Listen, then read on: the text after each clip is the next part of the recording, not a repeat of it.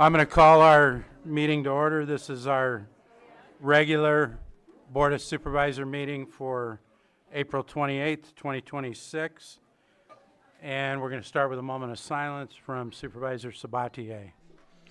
So I'm not quite sure what to say, but obviously something occurred over the weekend where we all have heard of the news of political violence.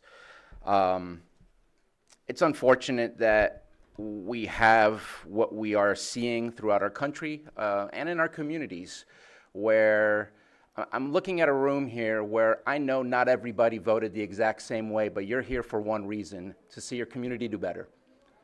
And it really shouldn't matter so much how you vote or who you vote for or your ideology, so much more than you're active and engaged to doing something to make things better, no matter where you are.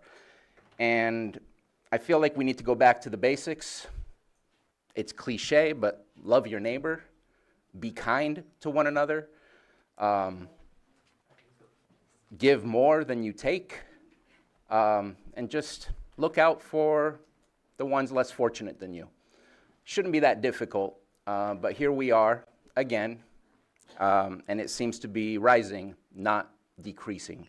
So hopefully in today's moment of silence, we can think of what it means to be a community and what each one of us individually is doing to make our communities stronger and better and not divided and not falling apart. So I apologize for kind of putting a challenge there in your moment of silence, but I think that we need to figure out ways individually, because we can't wait for someone else to resolve these problems, and we need to think on it, we need to pray on it, we need to act on it. Thank you.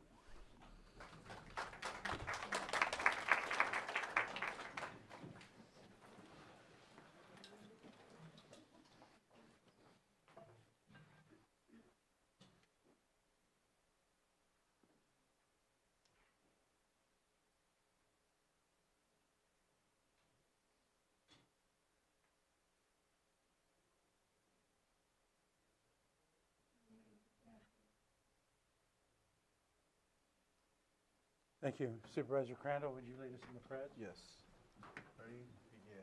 I pledge allegiance to the flag of the United States of America and to the republic for which it stands, one nation, under God, indivisible, with liberty and justice for all. Thank you. Do we have any extra items that aren't on the agenda? No, Chair, we do not. Thank you. Wait for the OI until they show up. They're here. Okay. Yeah.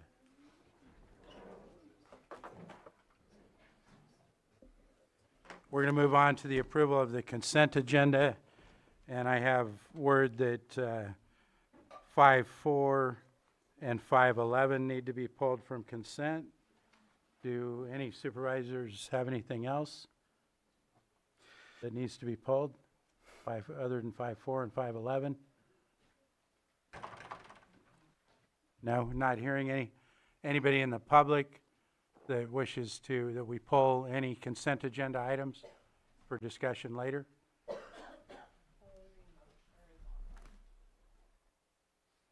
Hillary, are you requesting a consent agenda item be pulled? No, sorry. Okay. All right. David, are you requesting a consent agenda item to be pulled? No, I'm waiting to speak about the rent control ordinance. Okay, we'll get to public comment in a few minutes here. All right, not seeing anything else. I'd be ready for proposed action on the consent agenda. Move to approve the consent agenda with the exception of 5.14, was it? 5.4. 5.4 and 5.11, thank you. Second. I have a motion and a second. All in favor? Aye. Aye. Opposed? Hearing none, that motion carries 4-1.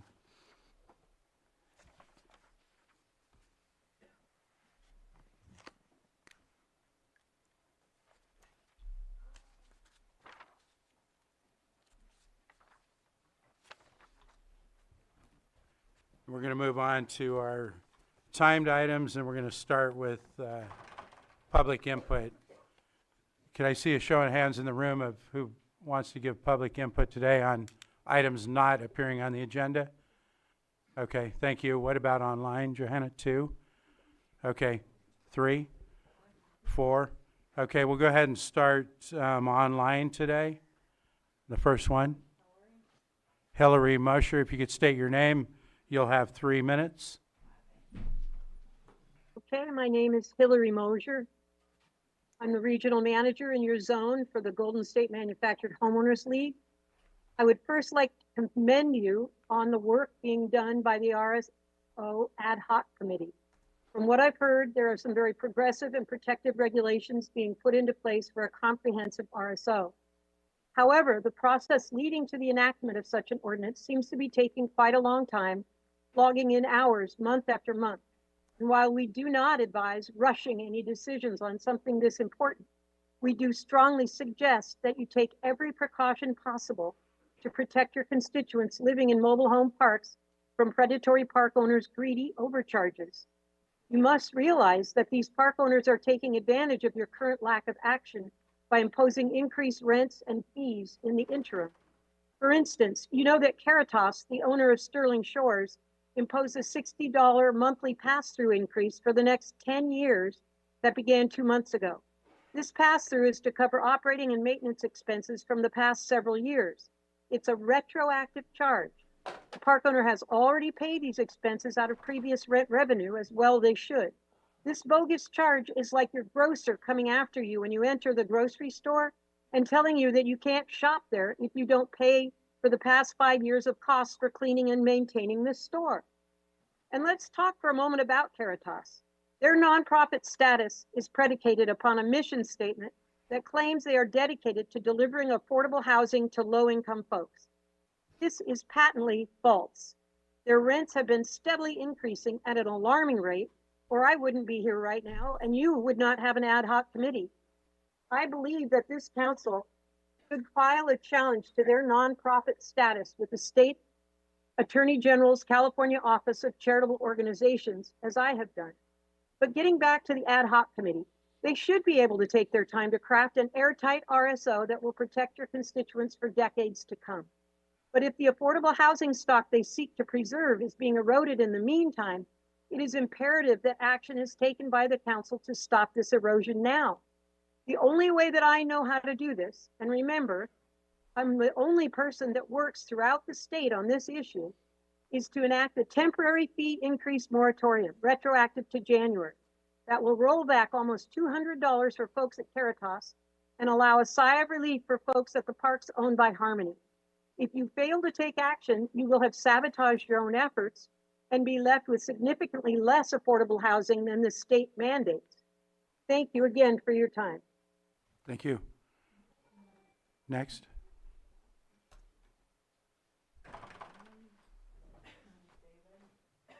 David, if you could state your name for the record, you'll have 3 minutes. Yes, my name is David Berry, and I'm a volunteer associate manager for the Golden State Manufactured Homeowners League. And although I live in a mobile home park down here in Rohnert Park, I'm calling in today because Lake County is part of the region I'm assigned to help. And I've been working with Hillary Moser to develop a strategy to convince those of you on the board to take immediate steps to protect park residents from existing predatory increases. Now, this could be done by any one of you placing the issue on the agenda and then voting to enact a temporary fee increase moratorium retroactive to January. Well, I'm very fortunate. I live in a city with an RSO that limits the annual rent cap to 4%. But for those of you living in mobile home parks in Lake County, there's no such luck. You've already seen at least 2 multi-million-dollar corporate park owners react to the formation of your RSO ad hoc committee by imposing large fee increases. And while you are to be congratulated for finally taking up this important issue, you need to mitigate these unintended consequences immediately. Otherwise, by the time you finally enact the RSO, you will have failed to protect this important source of affordable housing from becoming unaffordable.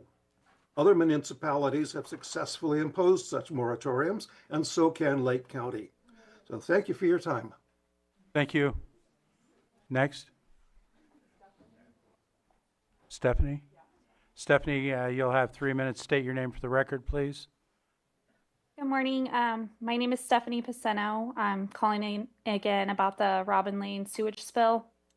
I'm a licensed child care provider and a co-owner of Sunnyside Daycare here in Clear Lake. I'm calling in today because many of us in the community feel emotionally exhausted from hearing promises, reassurances, and statements about help and change while still continuing to live with uncertainty every single day. Since the sewage spill happened on Robin Lane, families have been told to trust the process, be patient, and wait for answers. We're being told things were being handled and that support would be available. But for many of us residents, it has felt like hope is repeatedly being offered without real long-term solutions following behind it. We keep hearing words like progress, moving forward, and working on it, but families are still struggling physically, emotionally, and financially. Residents continue reporting concerns about discoloration, smells, and changes in their water that were not there before. Many of us no longer feel peace or comfort in our homes.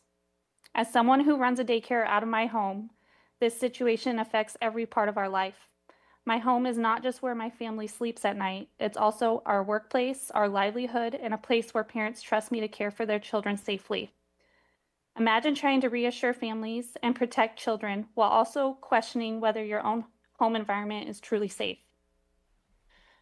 One of the hardest parts through all this has been the emotional roller coaster. Families are given hope that support is coming, then changes happen, requirements change, or assistance becomes harder to receive. Water deliveries have stopped. Many families were left feeling abandoned during one of the most stressful situations they've ever faced. We understand these situations are complicated. We understand repairs and recovery take time, but we're asking for honesty, consistency, and follow through. Please do not give families reassurance just to calm public concern if people are still living with uncertainty behind closed doors. We understand this situation may not be something that benefits the county financially or publicly, but that should not change the urgency or level of care given to the families affected. Even when there's no benefit in doing it, doing what is right for residents should still come first. People in this community are tired. We are tired of feeling dismissed. We are tired of repeating ourselves just to feel heard. We are tired of wondering whether decisions are truly being made with residents' health and safety coming first. Yet we continue to come here, continue to speak, continue to advocate because this matters. Our homes matters, our children's matter, our businesses matter, our peace of mind matters. We are not asking for special treatment. We're asking for accountability, real solutions that we can trust. We need action that restores confidence, not statements that temporarily create hope while families continue living in fear and uncertainty. Please remember that You'll have to wrap up, Stephanie. That was 3 minutes. I'm almost done. Please remember that behind every report, every meeting agenda, every update, are real families trying to hold their lives together. Thank you. Thank you. Next online. iPhone 14, please state your name for the record and you'll have 3 minutes. It's frozen. Should I move to the room and come back? I'm going to move to the room. We'll come back to you, iPhone 14. First person in the room that wanted to speak, please come forward.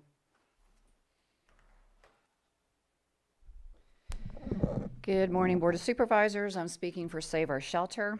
We ask you to put on your agenda for next week an immediate moratorium on mobile home park fees of any kind until you complete the RSO. Lake County is ranked in the bottom 10% of the lowest income in the counties in California, as you know, and we're getting hit pretty hard. In the North Bay, the following cities and counties already have rent control for mobile homes: Ukiah, Santa Rosa, Windsor, Sonoma County, Novato, San Rafael, Calistoga, Cloverdale, and Roanoke Park. In the South Bay, San Jose, Santa Cruz, Scotts Valley, Daly City, Los Gatos, East Palo Alto, and Pacifica. In the East Bay, Alameda County, Hayward, Pleasanton, Fremont, Vallejo, Napa, and Benicia. We'd like to be on the list. We'd like for you to be active and to take care of your people as these other people have managed to do in their counties. A lady moved into our park last week. I spoke to her. She described this as her final chapter, and where she chose to live. Our golden years have turned into a cycle of financial fear. For many of us, living in a senior mobile home park was supposed to be a last refuge, a place where we could own our homes, live among peers, and manage our fixed incomes with dignity. But today we're witnessing an assault of that dream by corporations. Across the country, corporate speculators are buying up our parks, not to provide our communities with peace, but to line their pockets. We know we're a captive audience. We own the walls of the homes, but not the dirt. They know we can't spend $10,000 and pack up and move. That leaves us at the mercy of their ledger. The weapons being used against us are subtle but devastating, as we've told you many times. Skyrocketing lot rents, double-digit increases that outpace Social Security cost of living, predatory pass-through fees, management constantly shifting their small little business costs to us to pay for their business administrative practices using rounding up schemes, passing on pass-through fees that have already happened for capital expenses that we've already paid for. Some parks are spiking, which ours have done, water and electric bills. When these fees rise, our security in our homes vanishes. A senior who's lived in the same spot for 30 years shouldn't be forced to choose between groceries and the ground for the home that they rent. I believe that they're waiting for everybody to die and to move on, and then as these expenses are already put in place, the new people just accept them. We've already had 3 signs go up in our homes. As you know, Alice passed away, people pass away, people have to decide to go into assisted living, and if we remain static, they're going to keep doing what they're doing. And we ask that you put this on your agenda. We need an emergency moratorium from retroactive 2026 to please put that on your agenda for next week. Just hold off while you do your work, but protect us so we don't have to keep paying their expenses. Thank you. Thank you.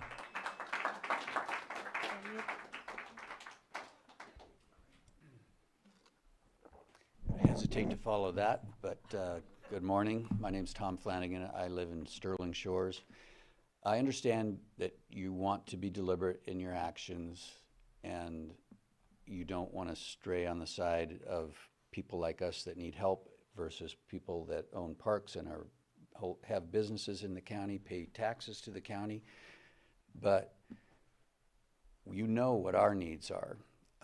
As far as them, they pay you taxes on the property, and then if they live in the county, income taxes, but I suspect virtually none of them live in the county, so you're getting no taxes there. It's just leaving the county. David mentioned that his ordinance caps at 4%. We have been living for 2 months with a 12% increase. So, and no end in sight. They could do another pass-through tomorrow. We have no way of stopping it. You're the only ones that have that power.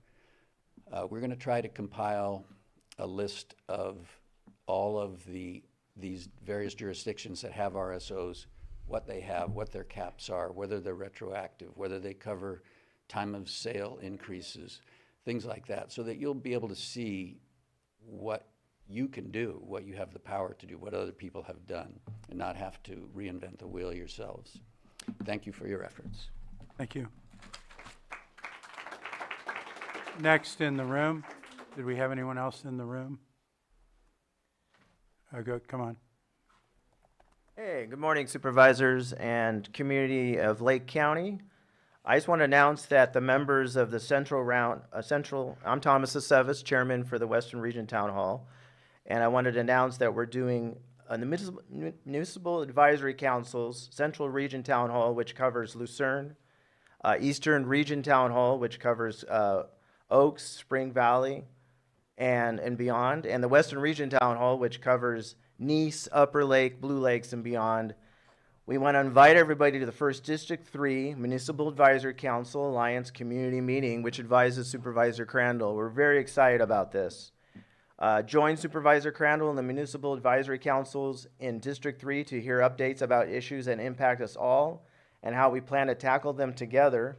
We're meeting tomorrow night at 5:30 at the Lucerne Alpine Senior Center, April 29th, tomorrow, and it's going to be exciting. Speakers include Shannon Banks, North Shore Fire, Luke Bingham, Lake County Sheriff, Lars Ewing, Public Works Director, Joey Valdez, Code Enforcement. Topics include Caltrans, Clear Lake Rehabilitation Projects, Parks and Recreation, Public Safety, Code Enforcement, and District 3 Community Survey. And we found these municipal advisory councils that have been ongoing for the past almost 10 years to be an help advise Supervisor Crandall in our communities, and we invite everybody to come to this alliance. The first one in the Lake County, and we're very excited. The group's been working very hard on this, and Supervisor Crandall, with his cooperation and community efforts, we think it's a great thing. Come out to the community tomorrow night again, April 29th, 5:30 p.m. at the Lucerne Alpine Senior Center, and that's going to be at 3985 Country Club Drive in Lucerne. And everybody's welcome in the North Shore. We want everybody to come out and learn about the region town hall or the municipal advisory councils and how they affect our community, how they improve our community, how they help advise Supervisor Crandall on his agenda, and also celebrating the great things that are going on with our community. So we're very excited about this, and we invite everybody beyond that if they like to come over and see. First one in county, and we're very excited. Thank you so much. Thank you, Thomas.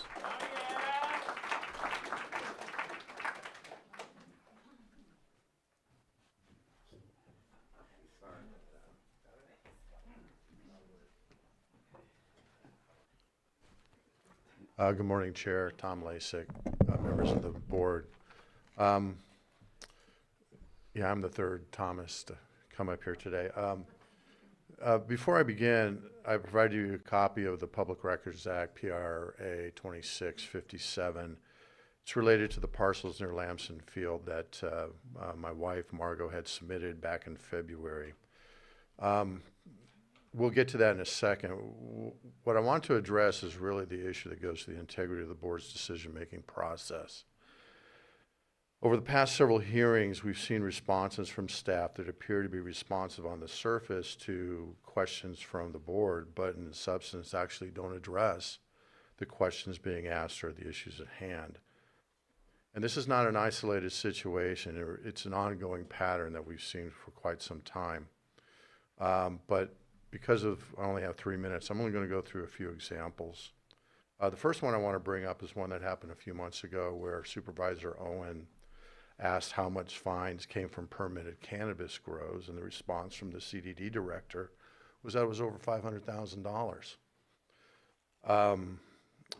That was misleading and evasive because that wasn't the fines for cannabis. That was the overall number. We still don't know what that number is, and Supervisor Owen's question still remains unanswered. Second, with respect to the parcels at Lamson Field, as you know, CDD said it was a mistake and that the rezoning was approved in 2008, so that's why we opened up that PRA request.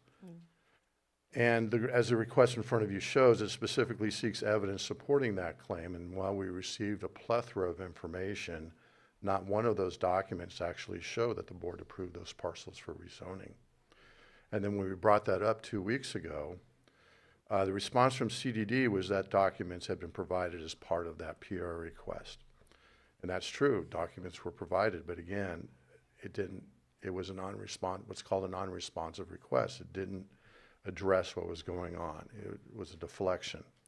Because it's not an issue of whether documents were produced, it's whether any of the documents shows board approval.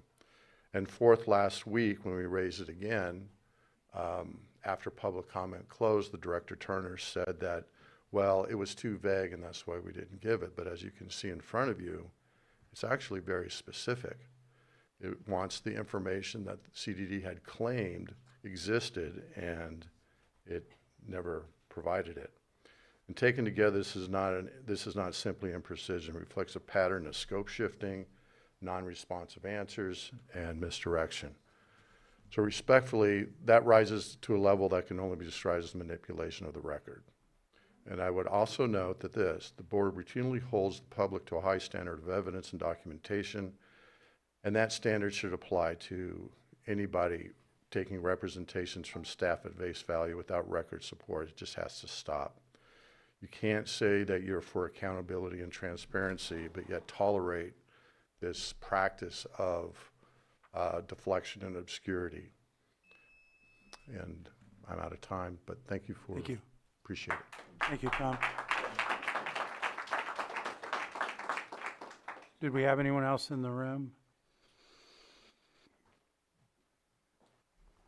Good morning, Brad. Morning. Supervisors, Justin Brader. Very brief comment on the mobile home issue. I live in Fairground Village, adjacent to the Fairgrounds baseball field, and we have a wonderful community. It's well managed.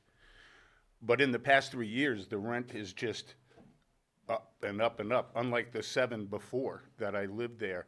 And we're not all low-income seniors in these places, but mostly. And if you're familiar with Social Security, you know, a low-income earner has a Social Security sometimes of 10, 11, 1,200. Our rents are now 800. They include water and sewer, but it's now up to 800 a month. And that leaves 400 for electric, propane, garbage, your insurance, you know, eating, you know. And I've known 2 parties in our 56-unit park who were, one already has, and the other one, who were going to those places across from the sheriff's because they're a flat third of your income. So they're now paying 400 if they go there, as opposed to and half is saved. So I just think it's really frightening when older seniors are being forced to leave a mobile home park, which traditionally is, you know, not exactly something people leave from. It's already, you know, the most affordable option. But that's for the first time. And those murmurs are going throughout our park about people leaving either to loved ones or to the public housing because of the rising costs. So thank you. Thank you. Was that in the room? I believe so. Do we go back to iPhone 14?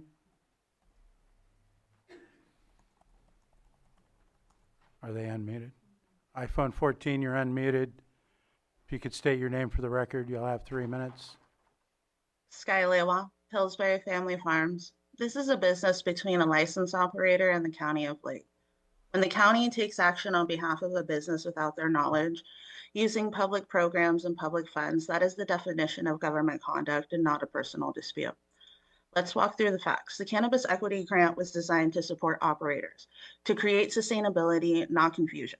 Your current attorney tax collector, who previously worked in admin, was involved in that program before stepping into his elected role. On September 29, 2022, $50,000 was accepted on our farm's behalf by the County of Lake. That money was applied directly to our 2022 tax bill, which totaled $65,000 for 4 acres of canopy without our knowledge. We applied for the CDD reduction in canopy, and the tax collectors accepted the reduction and issued a newly reducted cultivation tax balance that totaled $4,200. We did a partial payment of $2,100. At one point, the county was holding $52,100 connected to our farm's account, $50,000 from the Cannabis Equity Grant, and $2,100 from our double cash payment. And when we asked for a correction and a refund, we were told no refund could be issued and it would just sit as a credit. That is not consistent within your own tax code. We asked for answers, we got silence. We filed complaints with the Federal Trade Commissioner, the grand jury, the county complaint, a supervisor complaint, and the Go Biz complaint. Until one day, without explanation, a check for $2,100 showed up. Shortly after that, we were removed from the Equity Cannabis Grant. Not for fraud or misuse, but for filing complaints. We did a public records request for internal communications between Maria G. Turner, Patrick Sullivan, your attorney tax collector, and Casey Moreno, and Lloyd Guintano, the county counsel, showing your community development department apologizing to your attorney tax collector for the delays in taking our license and saying it wouldn't be easy. So I have to ask, was our revocation really about compliance, or was it about protecting the internal decisions that couldn't withstand the scrutiny? Your board already confirmed we cured and corrected, and yet we were still targeted. And that is the problem. When operators speak up, they get labeled as difficult. When they ask for accountability, it's personal. When we push back, we get financially drained, discredited, and pushed out. It's control, and it sends a clear message to the cannabis industry. This county does not want equity operators like John Evans or minority operators like myself who will ask the hard questions about why filing complaints isn't allowed or why unknown disqualifying factors refuse to be disclosed by the county. We refuse to accept half answers or allow you to kick the can down the road. Is this board serious about rebuilding trust? Then you need to act. Right now, the perception based on your own internal records, what we see is a leadership that protects itself at the expense of the people that it's supposed to serve. That's not how it's supposed to go. Muleha. Thank you. No more hands, then I'm going to go ahead and close public comment. And we're going to move on to our 903 item, which is Pet of the Week. What?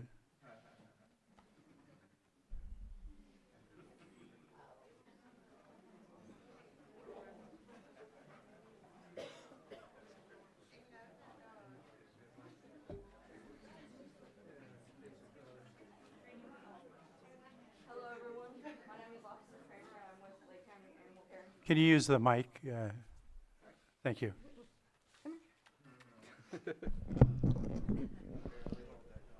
Hello, everyone. My name is Hannah, or Officer Kramer, sorry.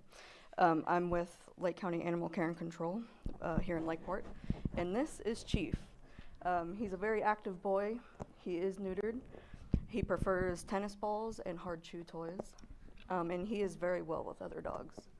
So if you do have an active lifestyle, I think this boy might be a good choice for you. But yeah, this is Chief. That's it. Thank you.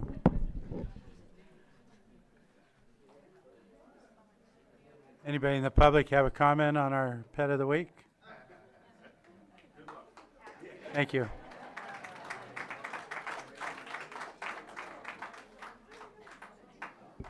Okay, we're going to move on to our 6.3905, which is presentation of proclamation honoring the life and service of Marla Rizika. And I'll ask the family and anyone that's here for this to join me here on the stage.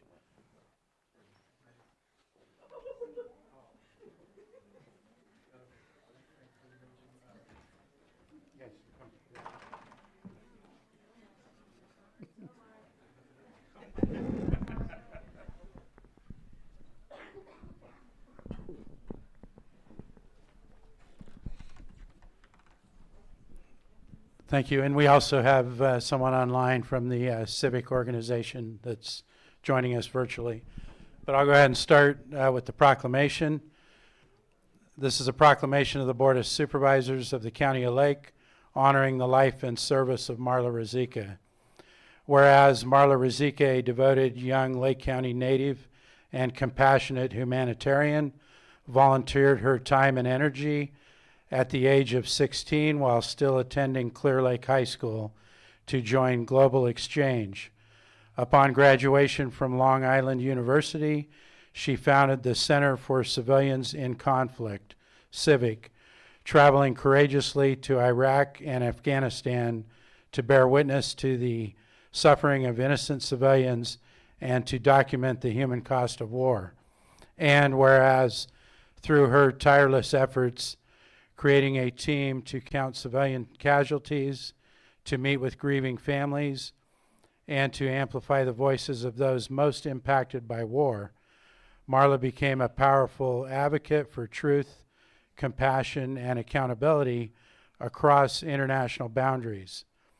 And whereas Marla passionately lobbied before the United States Congress to establish and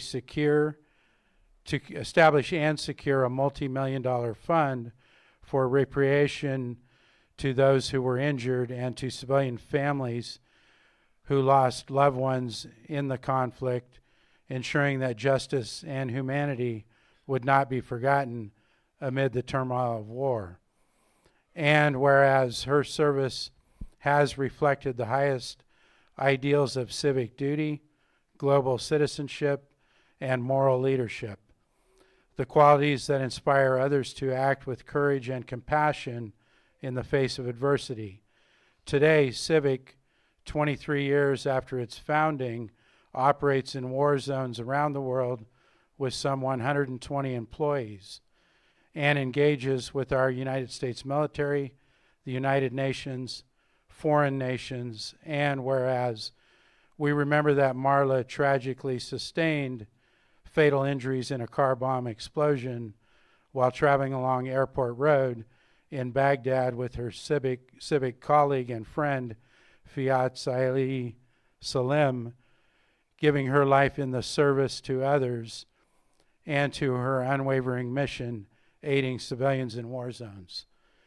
And whereas the Board of Supervisors joins the community, her family, friends, and colleagues in mourning her loss, celebrating her legacy, and honoring the light she brought through her work. Now, therefore, be it resolved, the Lake County Board of Supervisors, on this day of remembrance of the 21st anniversary of her funeral in Lakeport, attended by over 1,000 people from around the world, including friends, neighbors, government representatives, all major news networks, hereby honor Marla Rizika for her extraordinary humanitarian service and the profound impact of her life's work carried on today by Civic. This board urges all citizens to reflect upon Marla's example of compassion, courage, and global solidarity, and to carry forward her spirit of kindness and advocacy during these difficult times. Passed and adopted this 28th of April, 2026 by our Board of Supervisors. Thank you.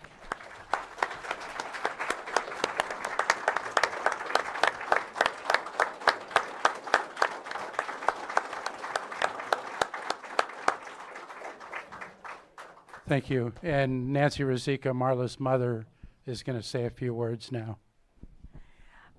Thank you all for coming today. I know you're here for not only this, but other proclamations. It takes a village to raise a child. I once heard Hillary Clinton say this. Thanks to so many people, 21 years after Marla's death, I'm going to mention a few things that I thought you all would enjoy. Lake County Schools, St. Mary's Church, religious education, and Long Island University. Her request for entrance merely said to the question, why do you want to attend Long Island University's Friends World Program? And she said, because it's perfect for me. She kept it simple. Brock Falkenberg is here today, who carries on for Lake County Office of Education. Her sister Jill works with him, and also here is Joan Cox, who is one of her most favorite elementary school teachers. Thank you for being here. Her twin brother Mark has been a humanitarian since he was in the 4th grade. I remember a specific incident. I won't tell it. And he's also not only here in Lake County, he continues, but in Honduras with his lovely wife, Sandra, sitting in the front row. The Del Lago neighborhood where Marla grew up, and Mark, with year-round residents and the weekenders who would come in the summer. Marla would tell anyone in the world who would listen that she grew up in the most beautiful place in the world, Lake County, California. How many of you grew up here? Stand up. Wow. Stand up. Congratulations to all your educators and the beauty you share with people around the United States and around the world, that this is a wonderful place. Marla's half-sister, Jill Rizika, who grew up here, is standing here. She came up from Hollywood and within 7 days orchestrated the funeral that was attended by the 1,000 people from around the world. Visitors, Tony Farrington, then head of the chairman of the Lake County Board of Supervisors, helped Jill MC the service because we weren't sure any of us could keep it together at St. Mary's Church. Kelly Cox and the board members helped the press descending upon our home to learn about Lake County, including Good Morning America and the Today Show. The kitchen sink faucet blew up and the toilet got plugged up in the downstairs. Luckily, a plumber was present and got that problem solved. CNN had to go to the top of the Hopland grade to broadcast to Afghanistan and Iraq to the many people who knew and admired her and appreciated her there.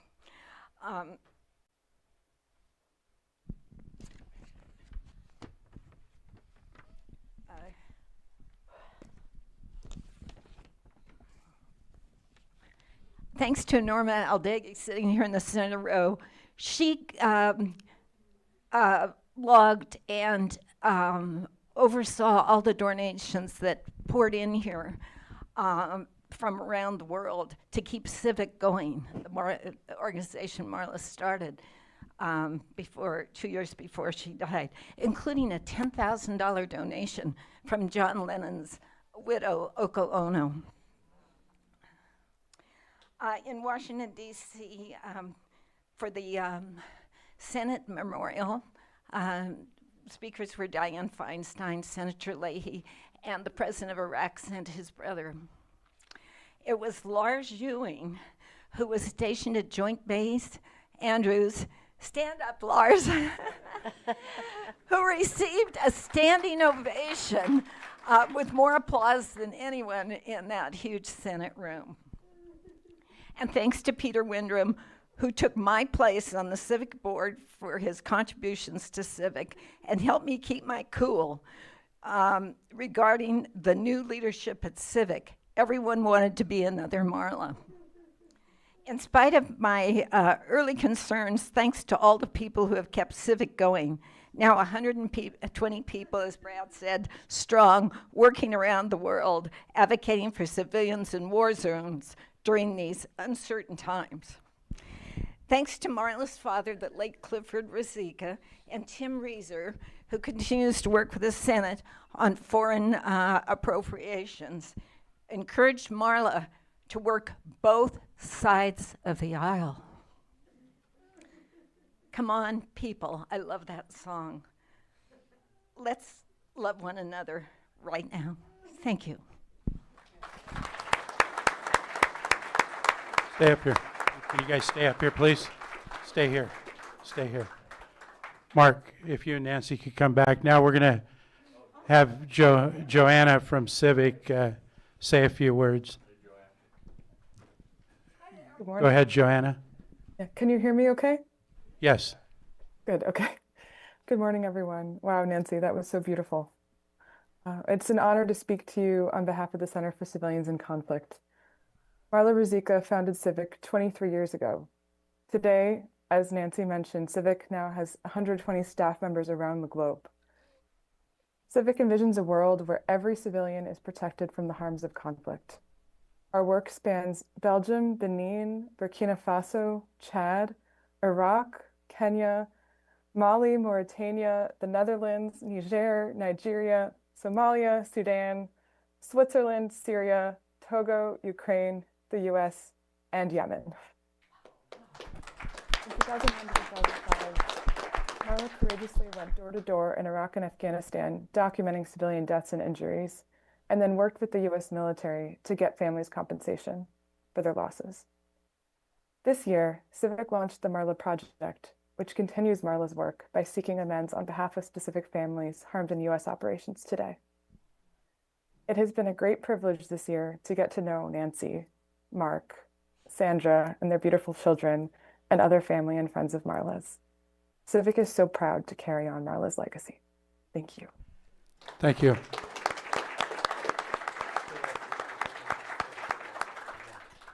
Do we have any board members that wish to comment? Anybody in the public wish to comment on this? I will briefly, Brad. I just Go ahead, Supervisor. I was speaking with Nancy last week, and we were talking about Marla, and then we realized that she was probably there during the time I was there. So I didn't see her, of course, but we were in the same country for probably a brief time. So just and then knowing her just through acquaintance. Of course, I wasn't a Clear Lake High School student, but I knew of most of the people from there. So and when I heard about all of this, it was really devastating to know, especially someone from Lake County, and how influential she was. So just wanted to say that. Thank you. And now if we could get the board down here, we'll do a picture. I just wanted to say the first thing I asked EJ, were you carrying a little notice the size of a business card in the pocket of your uniform to tell you how to handle a civilian injury or casualty? That came a little later after EJ had left the war zone. Thank you. And let's get the picture here so we can get Joanna in it too.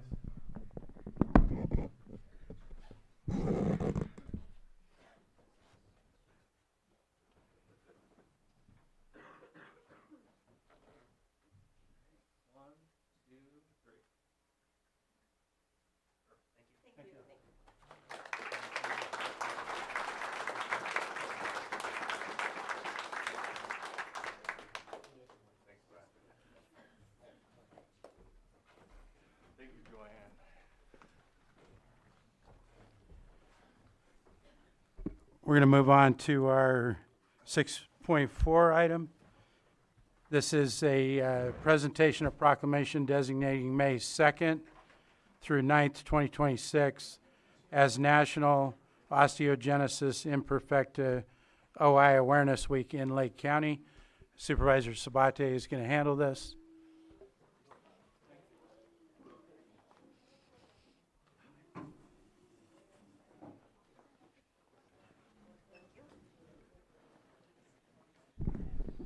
I'm going to steal something from past predecessor Michael Green. He did the right thing, so I'm going to follow his suit.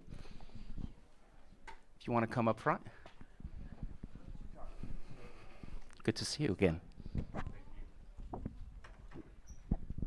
So today we have a proclamation designating May 2nd through 9th, 2026 as National Osteogenesis Imperfecta Awareness Week in Lake County. Whereas osteogenesis imperfecta is a genetic bone disorder characterized by fragile bones that break easily. It is also known as brittle bone disease. A person born with OI is affected throughout his or her lifetime. And whereas there are many different types of OI with symptoms that range from mild to life-threatening, with variable clinical features such as fracture frequency, muscle strength, or extraskeletal problems affecting vision, hearing, or other body organs and functions. And whereas, because there is no cure for OI, treatment focuses on minimizing fractures, the surgical correction of deformity, reducing bone fragility, maximizing mobility, and independent function. And whereas it is estimated that approximately 25,000 to 50,000 people in the United States have OI, and with good medical treatment and supportive care, the majority of people will lead healthy, productive lives with an average lifespan. And whereas increased funding is needed for education and research to help find more effective treatments. And whereas the Osteogenesis Imperfecta Foundation, a voluntary national health organization, strives to improve the quality of life for people with osteogenesis imperfecta by increasing awareness of this rare disease among the public, media, government, and medical communities.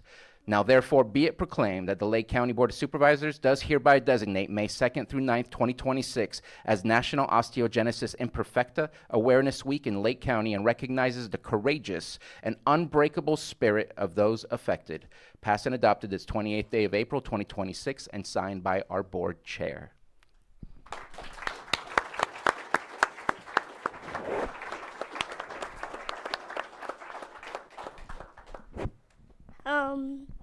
So I'm pretty sure this is my second year doing this, because I think we did it last year. And I just want to say a lot of stuff has affected me and changed in my life since doing this. Throughout my life, I've tried to get the city of Lakeport to add crosswalks and add stoplights and add everything that would make it easier for me to be able to live, essentially. And it wasn't until I was in my teenage years that finally things started to happen. And still things could use some work, especially where I live. There could be like lights or whatever.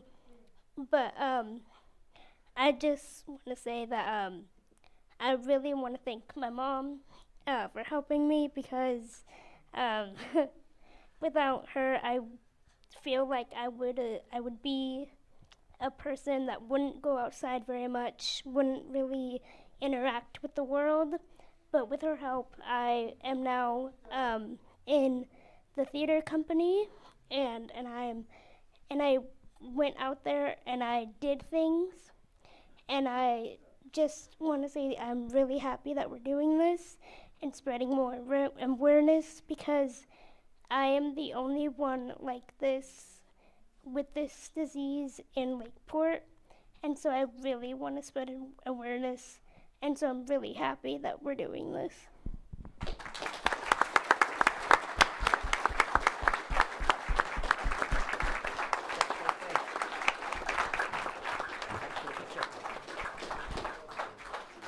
And we're going to bring the board down and get a picture.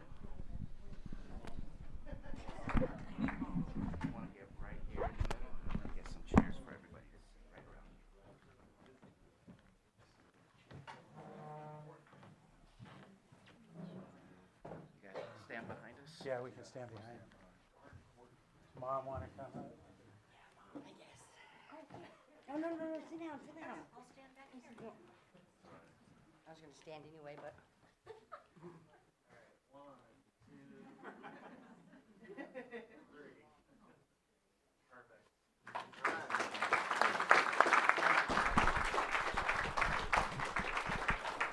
And we want to thank you for making sure that we bring this out and bring this increased public awareness on this disease. So thank you.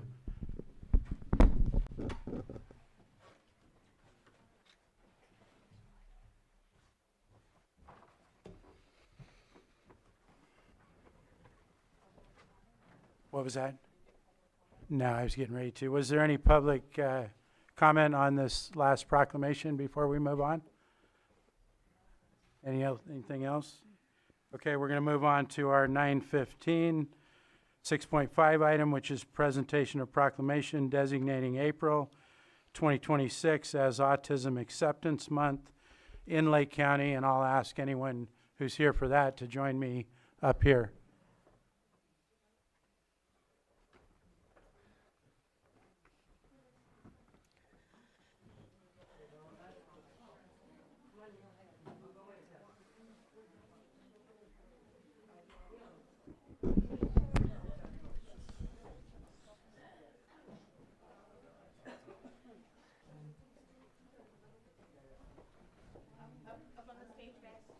You can come up here.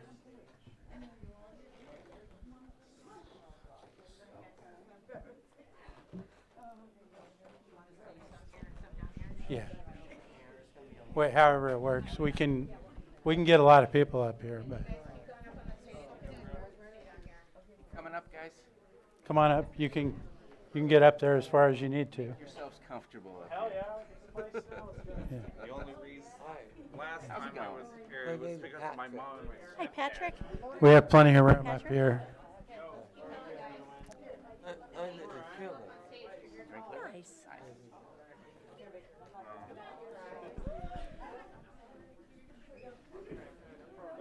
Okay. How are you? You're fine where you are. Yeah. The only time I ever was here was my ex-stepdad. Okay, I think we're ready. We can get started. Yeah. All right, this is a proclamation of the Lake County Board of Supervisors designating April 2026 as Autism Acceptance Month in Lake County. Whereas April 2026 is recognized as Autism Acceptance Month, a time dedicated to promoting understanding, inclusion, and respect for autistic individuals, and whereas Autism Acceptance Month is observed annually from April 1st through April 30th and represents a continued effort to move beyond awareness toward genuine acceptance and meaningful inclusion. And whereas autistic individuals are valued members of our community whose unique perspectives, talents, and contributions enrich our schools, workplaces, and civic life. And whereas fostering acceptance means recognizing autistic individuals as complete human beings, embracing neurodiversity, and ensuring equitable opportunities for all to thrive. And whereas families, educators, advocates, and organizations play a vital role in creating supportive and inclusive environments that empower autistic individuals to reach their full potential. And whereas the shift from awareness to acceptance, formally adopted in 2021, reflects the voices and leadership of autistic self-advocates who have long called for dignity, respect, and inclusion. And whereas building a more inclusive community requires ongoing commitment to understanding compassion, accessibility, and celebration of differences. Now therefore be it proclaimed, the Lake County Board of Supervisors designates April 2026 as Autism Acceptance Month and encourages all residents to promote acceptance, foster inclusion, and celebrate the diversity that strengthens our community. Be it further proclaimed that we reaffirm our commitment to ensuring that all individuals, including those on the autism spectrum, are treated with dignity, respect, and provided opportunities to fully participate in all aspects of community life. Passed and adopted this 28th day of April, 2026 by our Board of Supervisors. Thank you.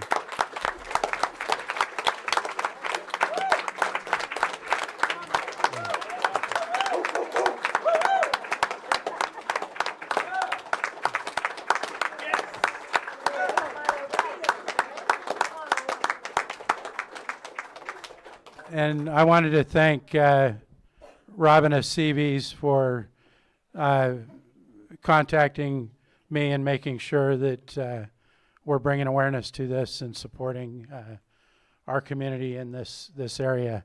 I did buy a bunch of autism acceptance pins that I have. I don't know how many we have left, but we're going to leave them here. If anyone wants them, you're welcome to grab those, and I'm going to let Robin say a few words. First of all, thank you so much, Supervisor Rasmussen, for getting this proclamation done. This is a really good moment for all of us. I'm going to speak for our organization on the behalf of all our staff and participants in Ability Road. We thank you for this, and we hope that more people become more open to the things that our community can do. We have a lot of great people in our, we got workers, we got people that want to do great things, and it's just really important that they have a chance to do that. So thank you.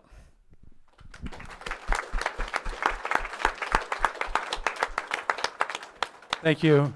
And I think we'll get a picture with the board. I don't know where we're going to put everybody, but.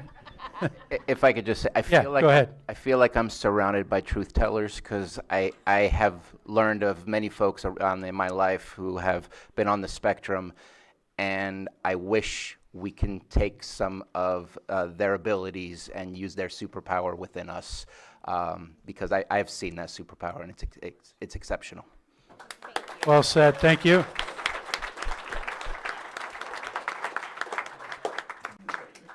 Do we have anyone else who wishes to comment? Nope. Did you want to say something? Can I say something real quick? Can I say something real quick? Go for it. Yeah. I just want to say, for my birthday's coming up, and my birthday's coming up pretty soon. I'm going to be the 26th on my birthday. And on my birthday, wait, stop. We talk about my birthday. Okay. And I can wait. Thank you. Thank you.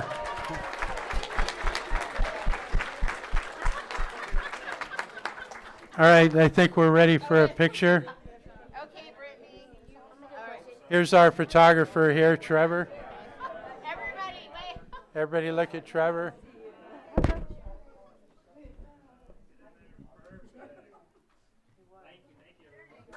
Thank you.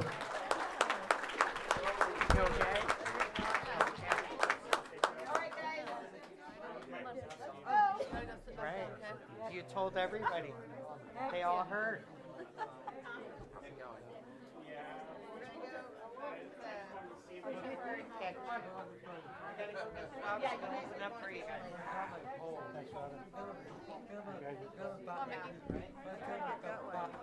You gotta come out this way. Yeah, you gotta turn around. Start to see who we are. Absolutely.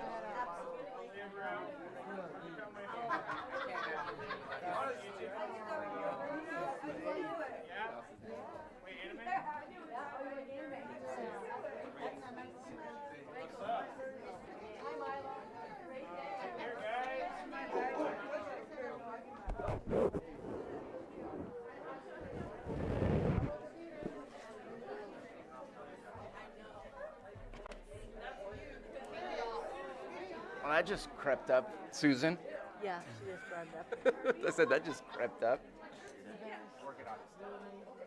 All right, we got everybody. Where's Nate? Where's Nate? Nate is out there. All right, let's go, guys. Do you find it odd that they keep leaving it out? I'm going to give it just a second. No? I do.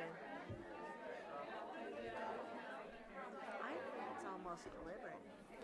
And next, we're going to move on to our 6.6920 item. This is presentation of proclamation designating May 2026 as Mental Health Matters Month in Lake County. And everybody here for that, again, please come up and join Supervisor Crandall, who will handle this proclamation.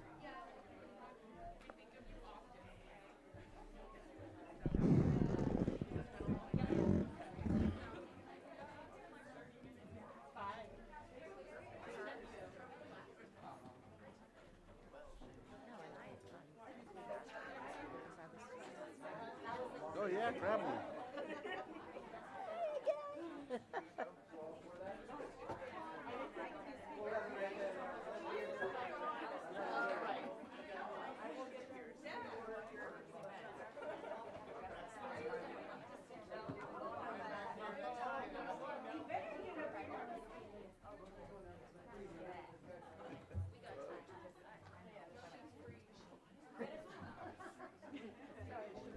All right, it looks like we have everybody.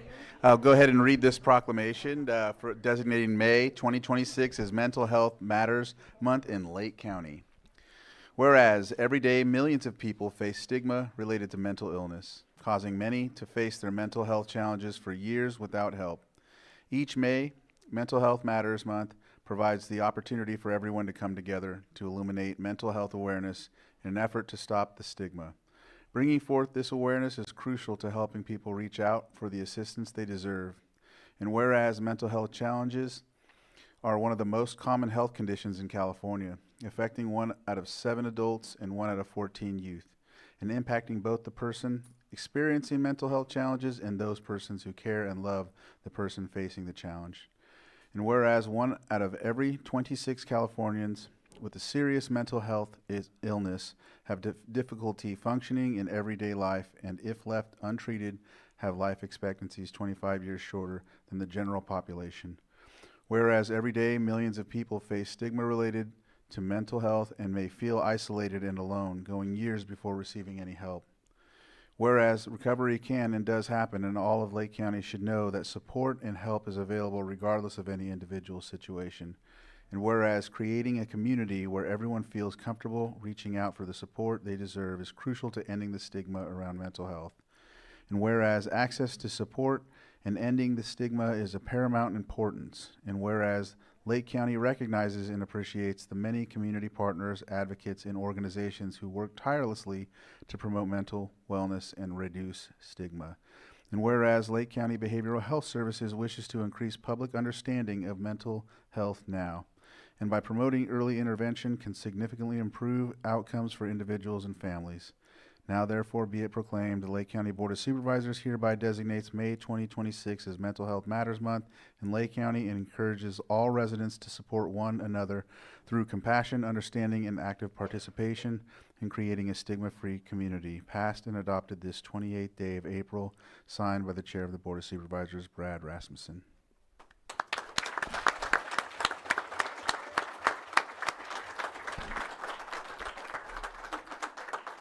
All right, anybody like to speak on this?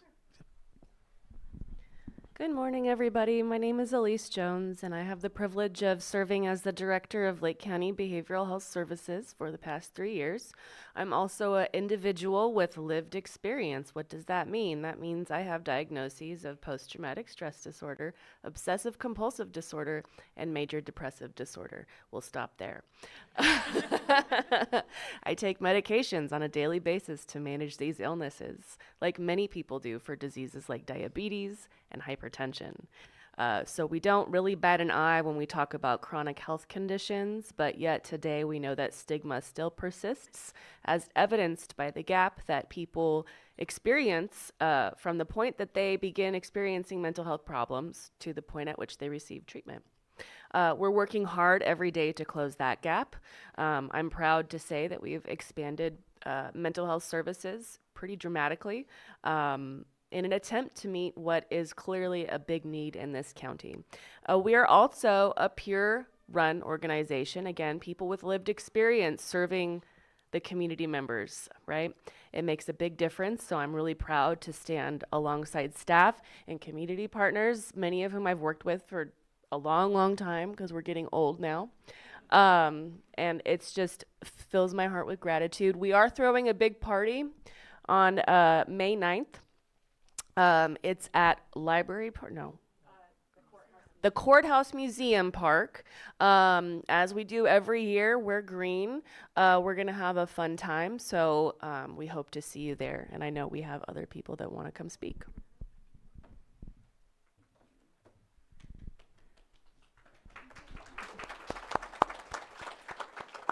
Thank you, Elise. So my name is Megan Morgan, and I'm the Community Liaison at Lake County Behavioral Health Services.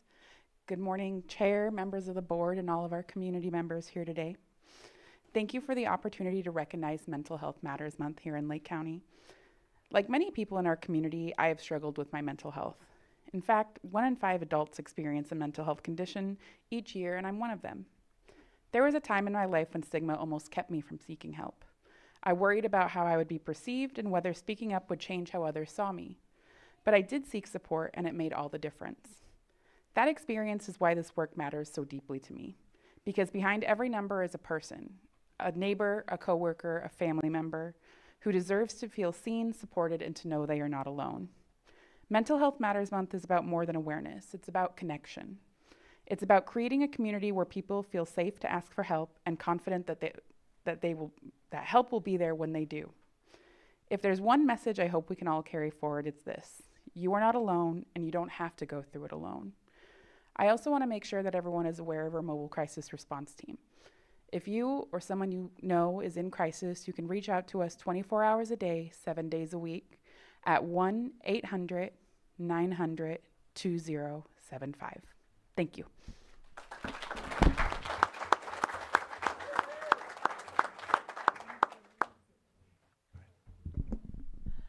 Good morning. I'm Lori Carter-Runyon, Executive Director of Hilltop Recovery Services. I am here to support Mental Health Month for many reasons. First, I also suffer from mental health issues. It's extreme ADHD, I've suffered from PTSD, OCD, and as other people said, many other issues. One of the things that we've addressed for many years at Hilltop Recovery is also the mental health issues. It was something that we were pushed away from for a long time, and you'd be surprised to realize that people suffering from drug addiction often are really uncomfortable accepting their mental health diagnosis or willing to take medications. And so reducing that stigma and allowing them to understand that they can recover and that people in the community suffer from mental health issues. I own it. I'm an executive director. I have a substance use issue. I also have mental health conditions. I don't have shame on it. I accept it as part of who I am. And I want the message out there to the people to understand they can too. The shame and the stigma are something we have to fight with many things. But together we can make a difference. I support the mobile crisis team, and I've actually had to call them numerous times because I'm also an individual of this community, and I will stop on the side of the road when I see somebody in crisis. In that sense, I make that call to mobile crisis, and I've actually worked with them a few times in the field to get people help by making contact and then being able to hand it over, which has really made a difference. So with that, supporting mental health is really important to us and this community. Thank you.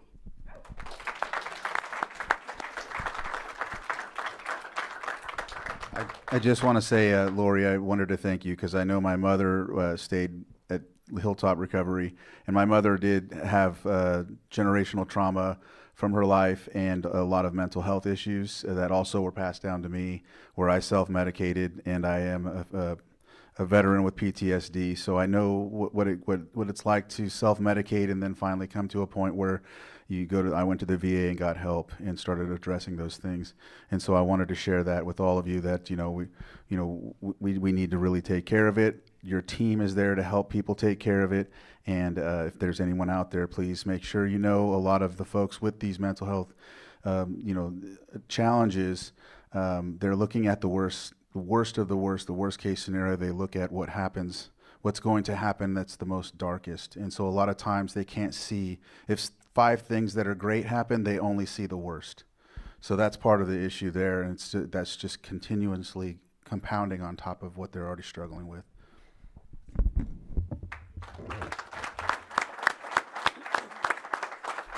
Any board members? I'll say something. Go ahead, Supervisor Owen. Hi. You know, I honestly believe that your statistics were at 20%, 1 out of 5. But I'm going to go out on a limb and probably say that it's much, much higher than that. The 1 out of 5 is probably what is what we have statistics on, because there's a lot of people that don't come forward, that suffer in silence, and perhaps not all the time, but they're going to go through it sometime in their life. I'm going to say it's probably well over 50%. They're going to go through it at some point in their life. So thank you so much for what you do, and yep, thank you.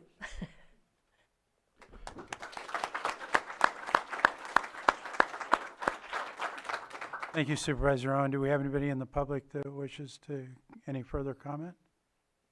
If not, no hands online. We'll get a picture.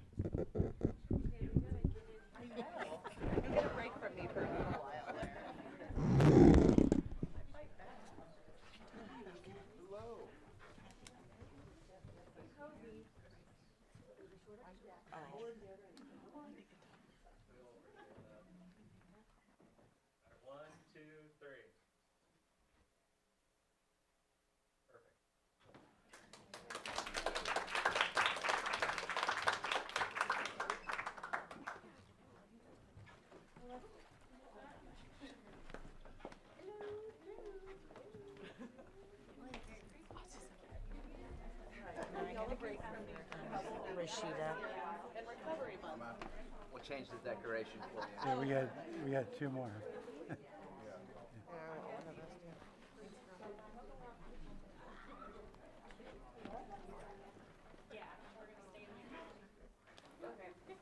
And we're going to move on to our 6.7925 item, which is presentation of proclamation designating the month of April 2026 as California Friday Night Live Month, and Supervisor Sabatier will handle this one.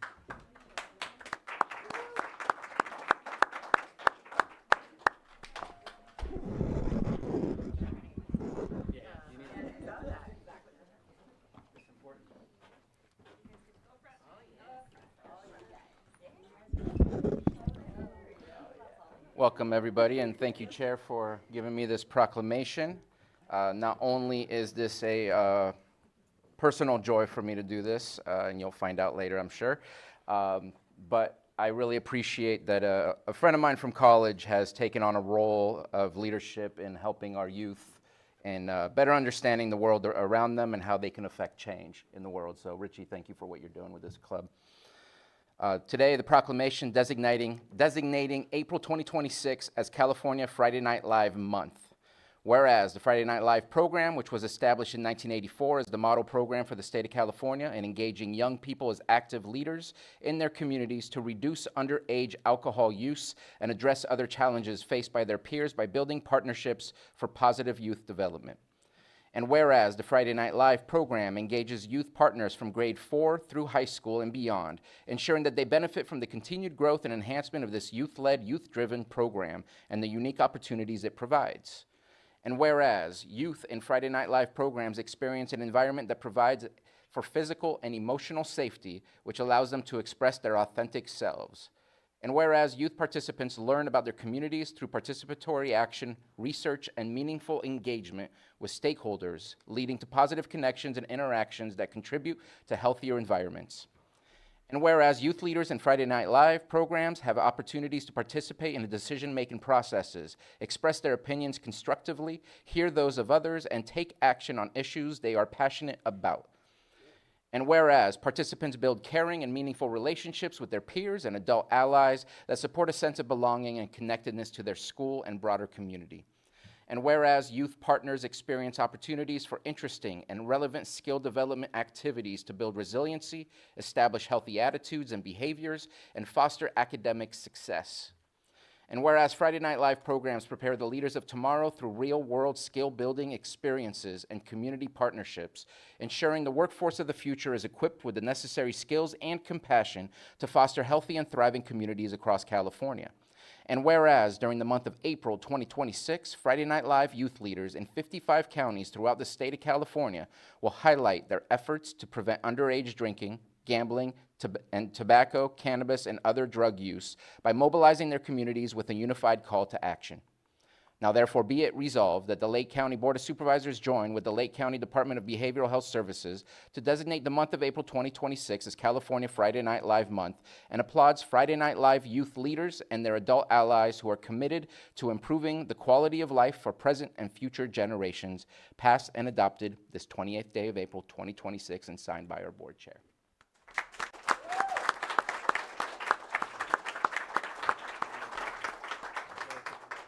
I'm going to bring up Sophie. Sophie's going to share a little bit about what we're doing this year for our club, and then I'll have something else to speak on in a moment.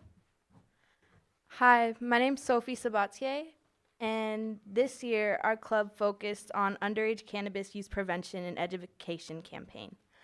We surveyed over half of our school. We went from class to class giving an anonymous survey, trying to understand more how much cannabis use is really going on in the youth with our school.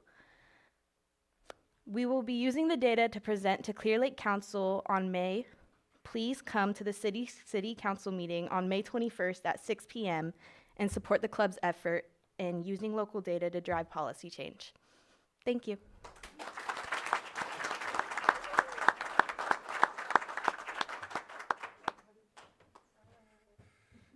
As mentioned, my name is Richard Okino. I am the club advisor for the youth club.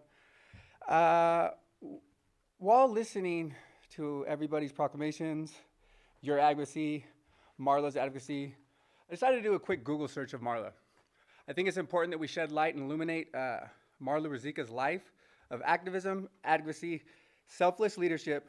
Her vision and will to make a difference in lives across the globe is a reminder that it does not matter where you come from, where you grow up. If you're passionate about a topic, you can leave a legacy and impact lives around the world. Marla lived a life of advocacy and leadership, which are characteristics of the Friday Night Live Club. Any one of these club members can end up becoming a Marla, right? And so what I want to highlight about the club is that it's a youth development leadership club.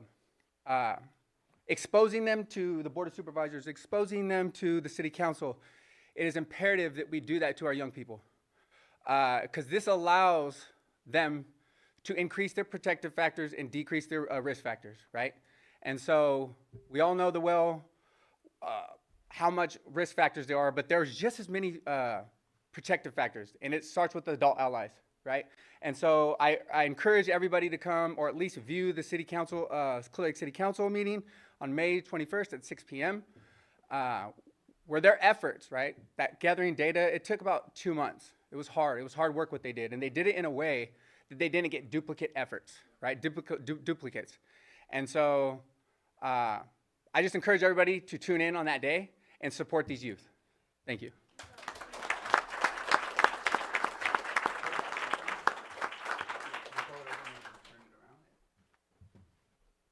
We ready for a picture? Or? Oh, one last second. I do want to give a shout out to LCOE. They partnered with us. We have a club. They are club advisors for the POMO Club, as well as the OMS, the Obsidian Middle School Club. We do have plans to expand out to other school districts, so stay tuned. But they've been, it's been very, very appreciative to have LCOE because they just have a lot of connections in the school, and they have vans and transport. And not only that, Ailita is very, very passionate about all the kids at all the schools that she attends. So I'm very, very appreciative of her, as well as OCOE. Thanks, Rob. Thank you. I think we're ready for a picture.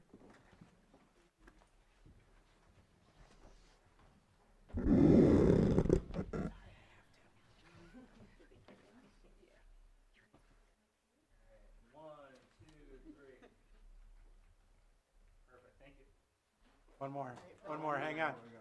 They're good. Thank you. Thank you.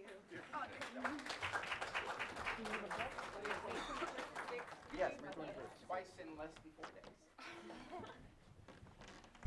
Now we're going to move on to our 6.8, 929 item, presentation of proclamation designating May 2026 as CalFresh Awareness Month in Lake County. Anyone here for that, please join Supervisor Crandall up here on the stage.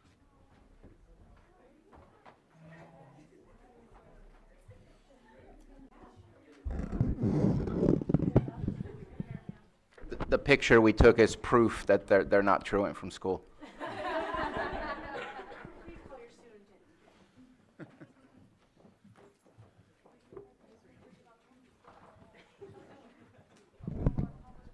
All right.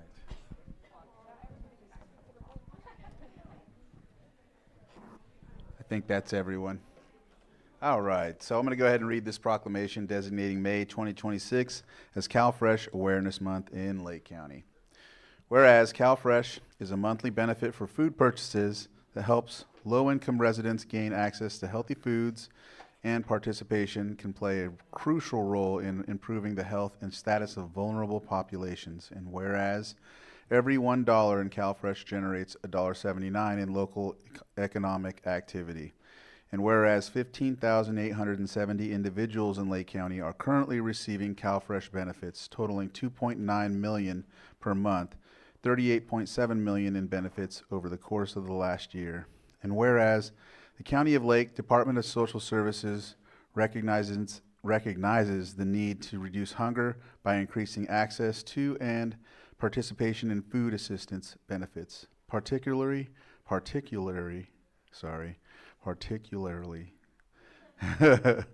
elderly, disabled families and children, and is committed to an outreach and public awareness campaign that promotes equity and inclusion in access and to increasing awareness of potentially eligible Lake County residents about the benefits of CalFresh. Now therefore be it proclaimed, the Lake County Board of Supervisors does hereby designate May 2026 as CalFresh Awareness Month in Lake County, passed and adopted this 28th day of April 2026, County of Lake, signed by the County of Lake Chair, Board of Supervisors, Brad Rasmussen. I get tongue-tied when I have to read more than one. Who would like to come up and speak? All right. Thank you. So, Tara Gandolfo, CalFresh Program Manager. CalFresh is close to my heart because we feed people. Want to say a couple things. One, if you're listening, you have CalFresh. They still do the match at several of our local farmers markets. Thank you. I drew a blank. I also want to point out these lovely ladies in the gray shirts. That's our outreach team. If you see them out there, come say hi. They can answer questions, and if they can't, they'll find the answers. The other faces here all have something to do with CalFresh in a way that makes sure that we run it in the right way and that everybody that we can gets reached. So thank you for that. Plus the lots of teams at home that are actually working on benefits now. If you need to apply and you can't come down to our office, benefitscal.com is a great tool. Look us up. You can apply, you can do all of your documents, uploading everything on there. It's pretty magical. If you can't figure that out, because some of us are not as technologically savvy, like myself, you can come down to the office and Karen's team will help you fill out an application if needed. A couple things I want to point out. One is if you have CalFresh, you can still go to the local food banks and receive commodities there. It's not a no. And sometimes I hear when we're out doing those things that people will say, oh, I have CalFresh, I can't get that. I want you to know, yes, you can. And the second thing I want to say is that we're coming into a time where CalFresh is going to change. And locally, it's going to impact our local residents quite a bit. I want to thank the board. They went out of their way when CalFresh stopped to make sure that we had some way of actually reaching our community. Food is important. Please, please, if you know somebody who needs it, food banks, or come in and let us help fill out those things. So just want to say, CalFresh rules, thanks.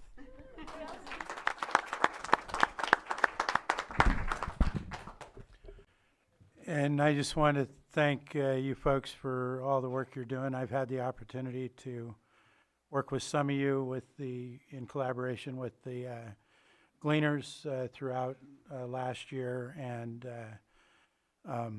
just want to appreciate your collaboration with those resources as well, because I think we know that CalFresh doesn't necessarily cover all the need, and that's why these other community organizations are critical for us to work with as well. So thank you for that.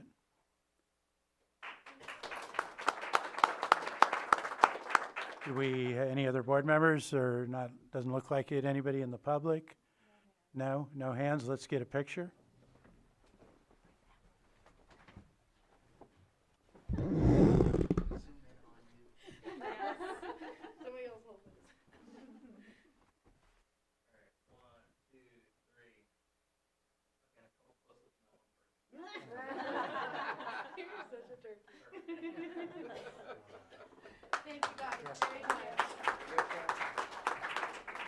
And we're going to go on our morning break.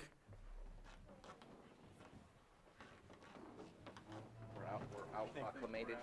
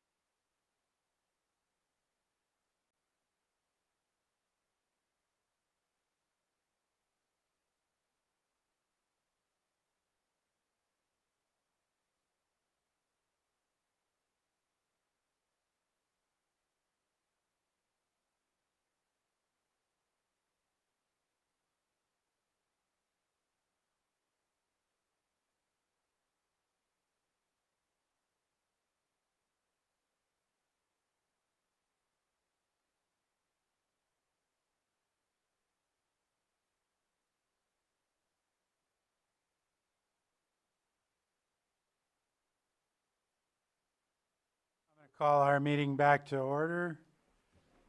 And we're going to move on to our 6.9 item, 9:30 a.m. item, public hearing consideration of a resolution amending the master fee schedule for departmental services rendered by the county.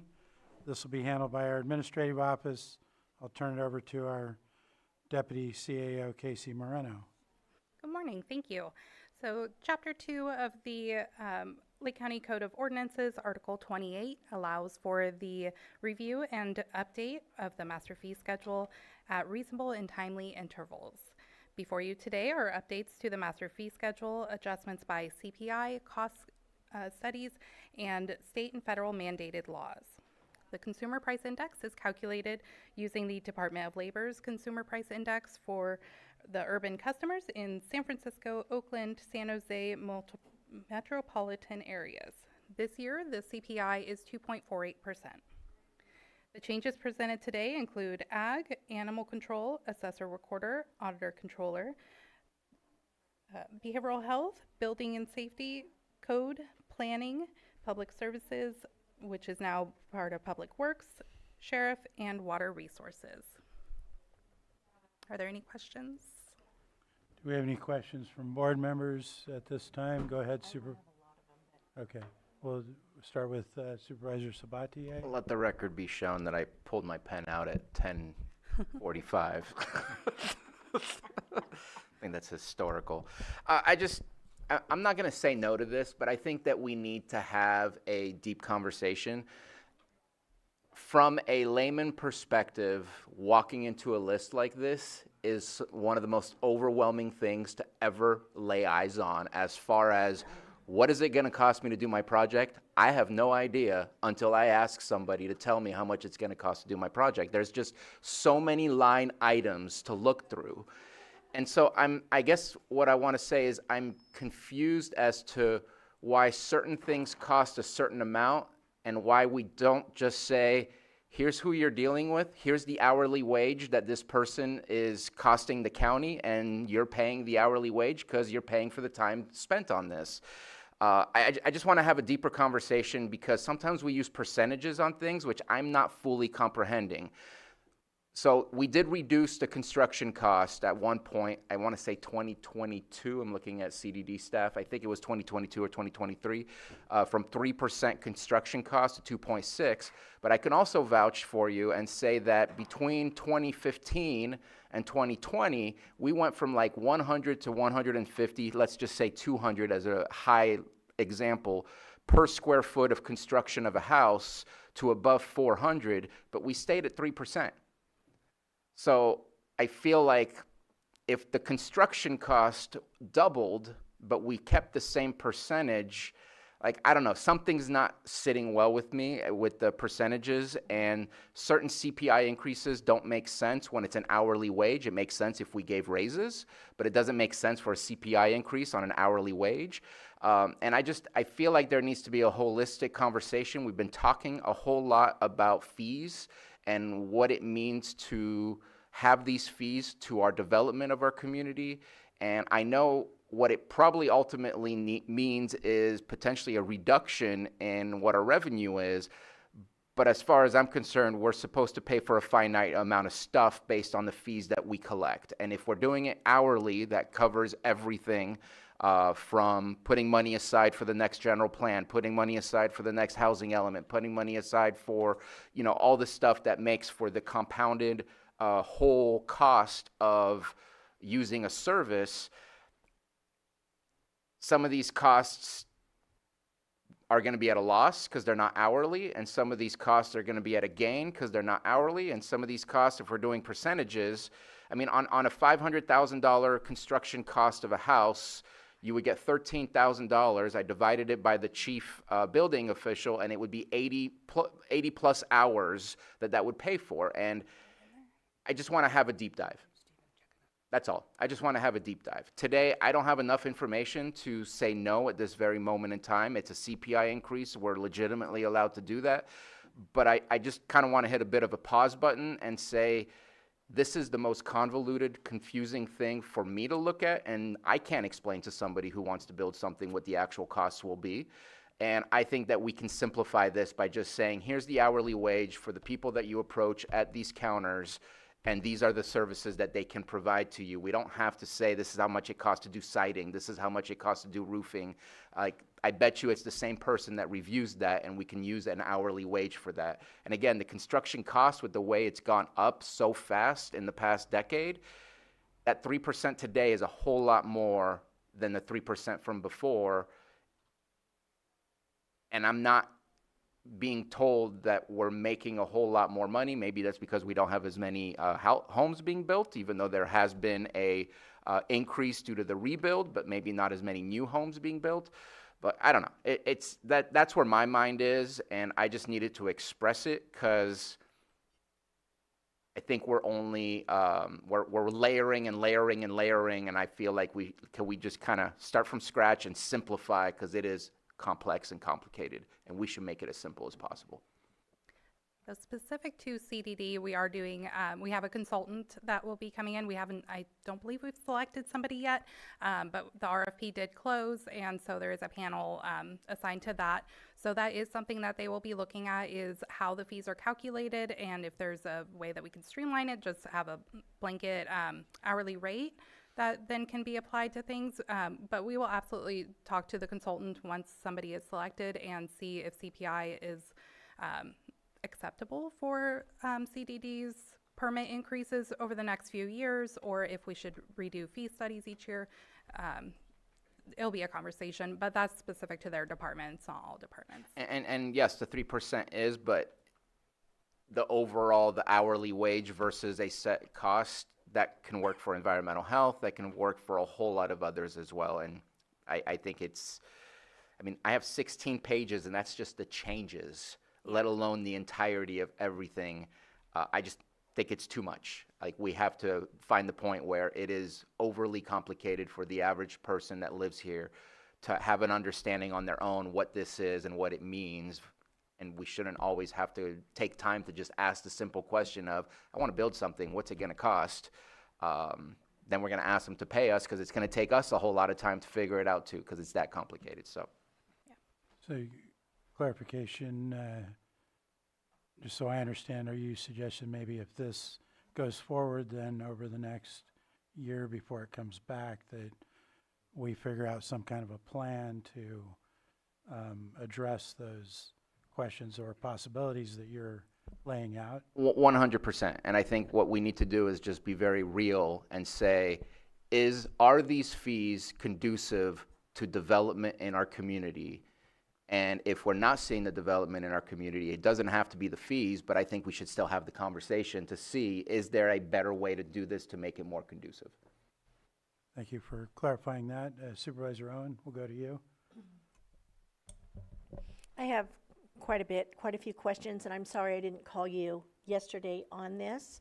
I was busy, but I didn't get to you, so I apologize. As I'm understanding this, the annual fees, with a 2.48 CPI, I'm just worried about the sustainability on that. I know that in our current recommendations for our general plan, it's something that we have brought up at the Middletown LAPAC.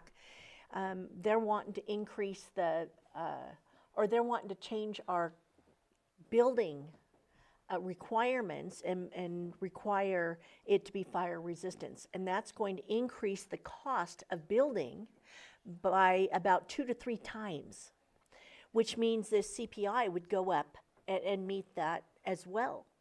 So our current 1,500 square foot house, for instance, if it's costing, as Bruno said, it'd be a larger house, but for $500,000, that $500,000 house is going to cost $1 million to $1.5 million to build, somewhere in that zone, and this is going to increase by 2.5 on that amount. Do you understand? Yeah. And so I have a real concern with it as well. We're supposed to be trying to help people build, and we are constantly getting in the way. Our restrictions, our requirements, And that is one of the reasons I had brought that particular item up already. I also seen on, I made notes on your pages, so it'd be page 8, behavioral health, where it was a much larger increase. We have the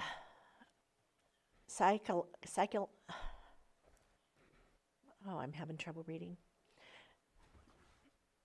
Psychiatric health facility, and it went from 988 to 1322.50. Adult crisis went from 419 to 551, and our adult residential went from 105 per day to 493 per day. So that was one that I'd found that I had issues with. There was another one where the cannabis was not addressed at all.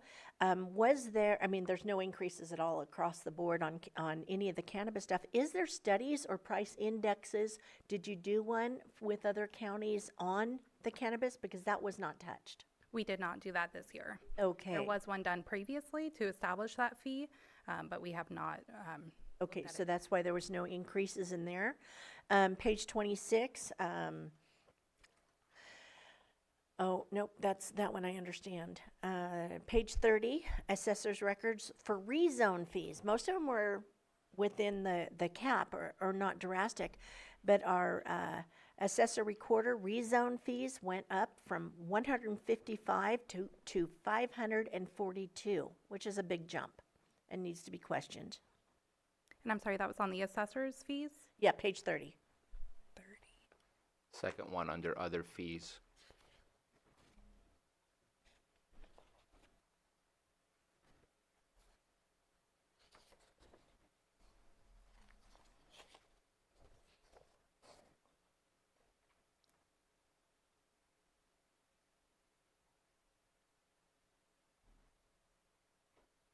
It's actually under Public Works. Oh, on that page that she said 26 it was, I believe.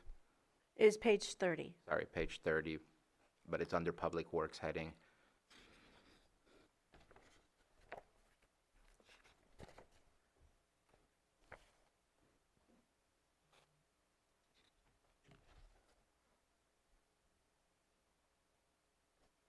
And then the last one would be, I was surprised that the sheriff's department was, had bingo fees, bingo licensing fees. Is that something new? No, it's been in there since 78, I think is when the ordinance was created.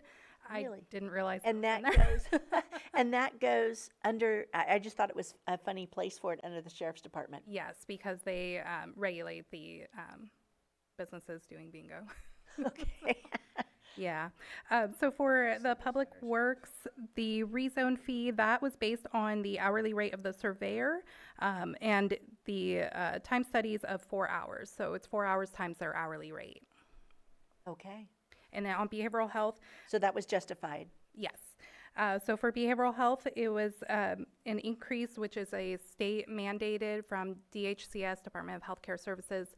And so that increase was a increase that they govern. We've just done so many increases in that particular department, and there's so much money being spent, and I just want to know, that still doesn't really explain why there's such a large increase from 105 to almost 500. From 100 to 500, pretty close. That's a huge jump per day. And then there's other fees too. So yeah, I just would like to see more material on that and why how that's justified. Sure. But primarily the increase, the CPI, and how's that going to affect if we put other restrictions within the county as far as the building materials that we will be using, and that's going to affect what the bottom line on many people. Sure. Thank you. I just need to, we're going to continue our discussion and take public comment, but we're not going to be able to move forward with action on this item today, as I understand, because the resolution was not uploaded for this item. So I just want to make that announcement that we won't be taking action. It'll end up getting continued for a decision, but I have a question. Did you have more questions? I just wanted to make a comment. Okay, go ahead. And then I'll- Just the comment for behavioral health, I don't believe that we are increasing those. Those are based on the costs that Medi-Cal probably has already set for us, because I'm seeing those same increases, very similar numbers coming through our contracts. And so it's not us just randomly deciding.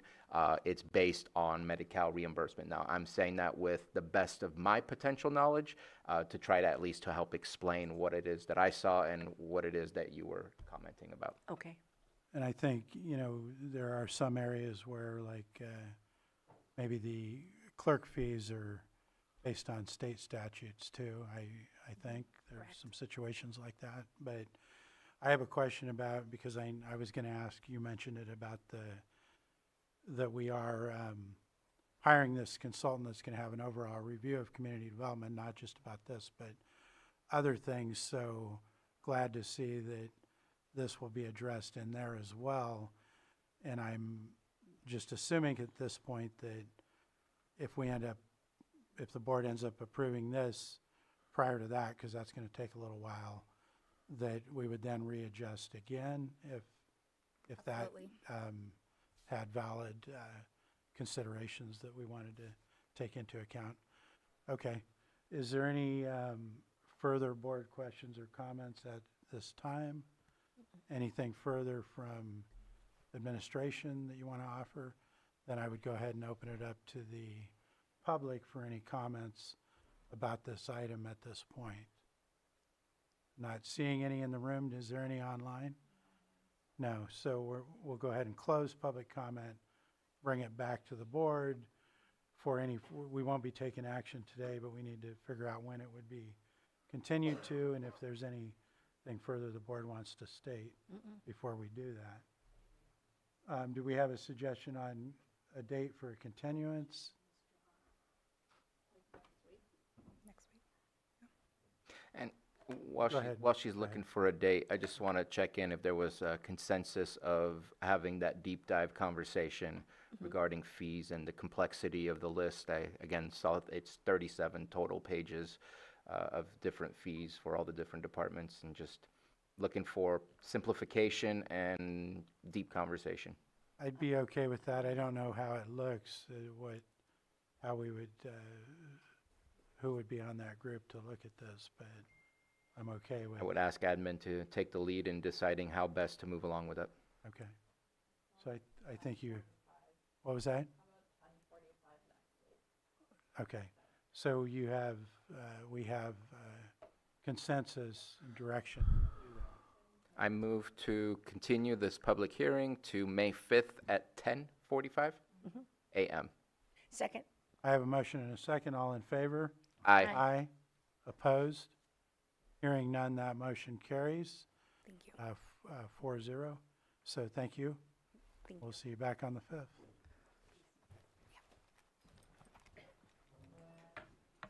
With that, I'm going to move on to our 6.10 item, which is a public hearing. Consideration of a resolution approving resolutions submitted by Lake County fire agencies and making findings and requesting the County of Lake implement fire mitigation fees with the automatic inflation pursuant to Lake County Fire Mitigation Fee Ordinance. And I understand at this point that there's some things that need to be addressed in there. So we're going to have a request to move this off to another date. Is there anything else you wanted to add, Supervisor Sabatier? I've submitted all the information to the individual fire districts to let them know what changes they would need to review. Okay. Any further from the board on this? What was that? Correct, but I have to open up to public for regarding whether or not we're going to continue. Open the public comment period for just regarding whether we would continue this item. Not seeing any in the room. Is there any online? There's none, so I'll close public comment, bring it back to the board. Go ahead, Supervisor Sabatier. Yes, since these are resolutions that were approved by the individual district boards, I'd like to at least give them about 30 days. So if it's possible, May 26th. No meeting. that day? So I guess my question for Mr. Guintavano is, does it require 30 days prior to going live? Because the live date is July 1st. So is it still possible to do July 1st if we do it as of June 2nd? Well, we can set a tentative date at this point. If it needs to come back to your board to reschedule, then it can be agendized as such. It is a resolution, so it's not an ordinance. So but there may be some other requirements out there that we'll need to check into if that may address or that 30-day time period. And I may have been reading the actual ordinance that we originally passed where I got that 30 days from, so, okay. Does May 19th have room, or would that not, do you think that I would? just want to make sure they have enough time to be able to review and resolve their resolutions. That's about 21, 22 days. I don't know. Okay, I'm good. all right. So we have, go ahead, Mr. Guintavano. Thank you, Mr. Chair. Now that Supervisor Sabatier did mention that it is, I do recall coming across that provision in the ordinance that does address or state that there has to be 30 days from July 1 for any action to be taken for the resolutions that are in effect. So that would take into effect that there has to be at least 30 days in between.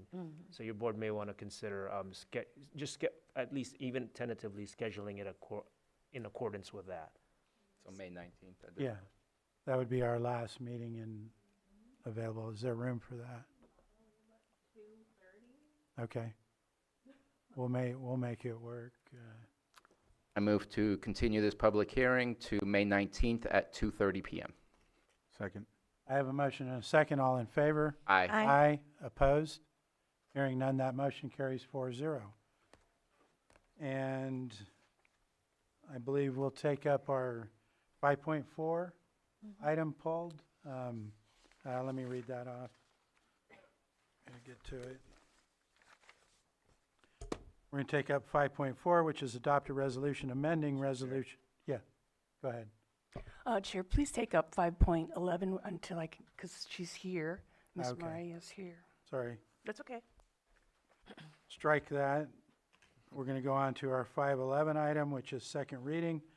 Adopt an ordinance amending ordinance number 3153, adopting development agreement 2401 for the Gwinnett Valley Mixed-Use Plan Development Project. We have community development here. And do you want to give an overview on the item? I'll just defer to County Council for the explanation. Okay. County Council, can you go ahead? Yes, thank you, Mr. Chair.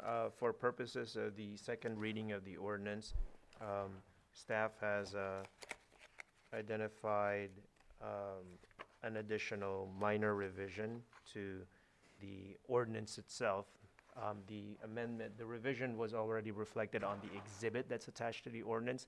So really, as a minor housekeeping matter, should be reflected in the main body of the ordinance itself. And I could walk your board through with that as far as the the revision itself, so that your board can still proceed with offering the ordinance as amended. Okay. Any questions for board or? No.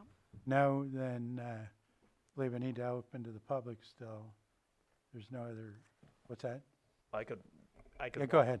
I just identify. Yeah, go ahead. What's to be added. It's Okay. really on page 3 of the main ordinance document itself. Yeah. Where a section, an item number 8, I would just say, would be added, which would state as follows, section 12.5 of Exhibit A, and in parentheses, the DA 24-01 is hereby amended to read as follows.